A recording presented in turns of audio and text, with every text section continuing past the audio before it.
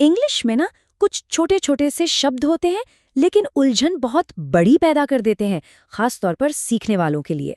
तो आज की इस पड़ताल में हम इन्हीं मुश्किल कंजंक्शंस की गुत्थी सुलझाने वाले हैं। तो आइए सीधे मुद्दे पर आते हैं। जरा स्क्रीन पर इन दो सेंटेंसेस को देखिए। एक गलत है और एक सही। अब सवाल यह है कि इसे हर बार सही करने का राज क्या है। चिंता की कोई बात नहीं, क्योंकि आज इसी राज से पर्दा उठने वाला है। देखिए, इन शब्दों में महारत हासिल करने का मतलब नियमों को रटना नहीं है, बिल्कुल नहीं। असली काम है इनके पीछे के कोड को क्रैक करना। और हम एक जासूस की तरह इन शब्दों के पीछे छिपे लॉजिक को ही तो बेनकाब करने वाले हैं। तो आज की हमारी जांच इन 4 केस फाइलों में बटी हुई है। सबसे पहले हम इम्पोस्टर्स यानी बहरूपियों का पर्दाफाश करेंगे। फिर हिडन पार्टनर्स यानी छिपे हुए साथियों की जांच होगी। उसके बाद हम द फाइन प्रिंट को समझेंगे और आखिर में आएगा द फाइनल वर्डिक्ट। ठीक है, तो केस फाइल नंबर 1 खोलते हैं, द इम्पोस्टर्स। यहाँ हम उन कंजंक्शंस के जोड़ों की जांच करेंगे जो अक्सर एक दूसरे की जगह गलत इस्तेमाल हो जाते हैं और सबको कंफ्यूज कर देते हैं। तो हमारे पहले 2 संदिग्ध या सस्पेक्ट्स हैं अनटिल और अनलेस। देखने में ये एक जैसे लग सकते हैं, लेकिन इनका काम बिल्कुल अलग है। एक का लेना देना है समय से और दूसरे का लेना देना है शर्त से। और ये रहा हमारा पहला सुराग। इसको ऐसे समझिए, अंटिल एक स्टॉपवॉच जैसा है। इसका पूरा फोकस समय यानी टाइम पर होता है, जबकि अनलेस एक चाबी की तरह है जो एक शर्त यानी कंडीशन के पूरा होने का इंतजार करता है। एक है जब तक और दूसरा है अगर नहीं। अब जरा सबूतों पर नजर डालते हैं। They can not do well until they work hard. ये गलत है। क्यों? क्योंकि यहाँ अच्छा परफॉर्म करना किसी टाइम लिमिट पर डिपेंड नहीं करता, बल्कि मेहनत करने की शर्त पर डिपेंड करता है। इसीलिए सही सेंटेंस होगा they can not do well unless they work hard. Okay, हमारे अगले बहरूपिये हैं एज और लाइक। इनकी अदला बदली तो बहुत ही आम है, लेकिन इनका कोड बहुत सीधा साधा है। एक एक्शन को जोड़ता है तो दूसरा किसी चीज या व्यक्ति को। और ये रहा इनका कोड।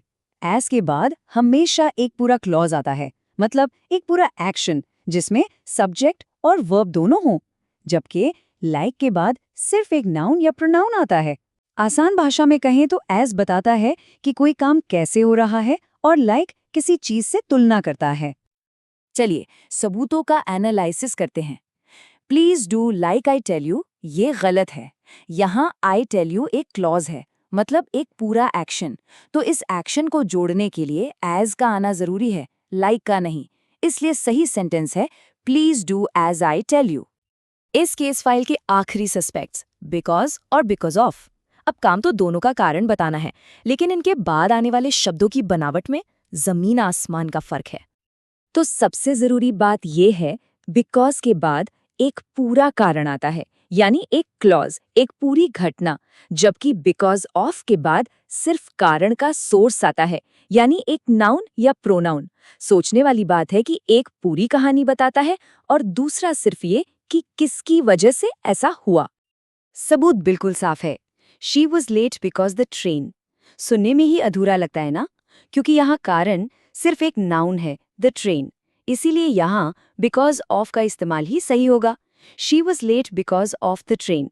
हाँ, अगर सेंटेंस होता because the train was late, तब बिकॉज बिल्कुल आ सकता था, क्योंकि तब ये एक पूरा क्लॉज बन जाता। तो अब वक्त है दूसरी केस फाइल खोलने का, हिडन पार्टनर्स। अब कुछ कंजंक्शंस ना अकेले काम नहीं करते। उन्हें ठीक से काम करने के लिए एक खास साथी की या एक खास ग्रामर पैटर्न की जरूरत होती है।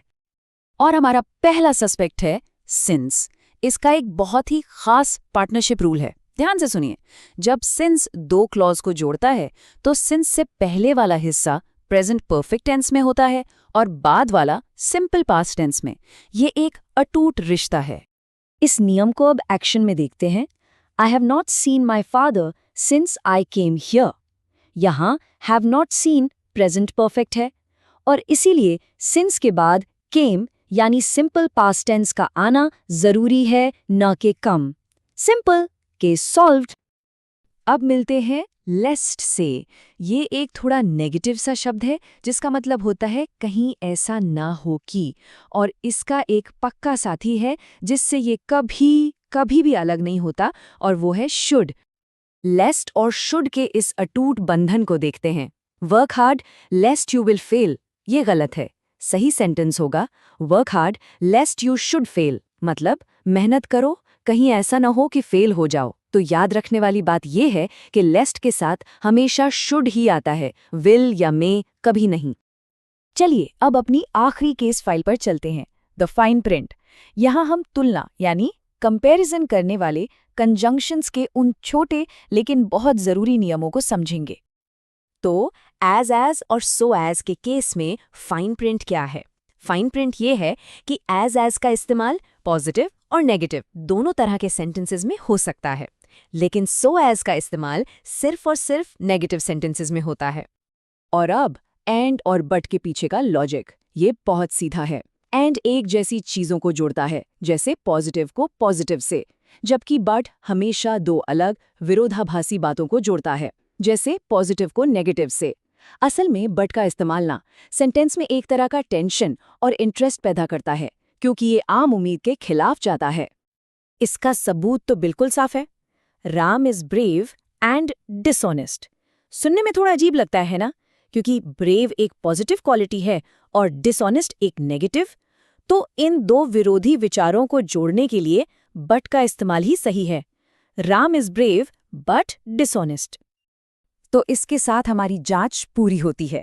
चलिए अब फाइनल वर्डिक्ट पर पहुंचते हैं और उन सभी सुरागों को इकट्ठा करते हैं जो आज हमने ढूंढ निकाले हैं।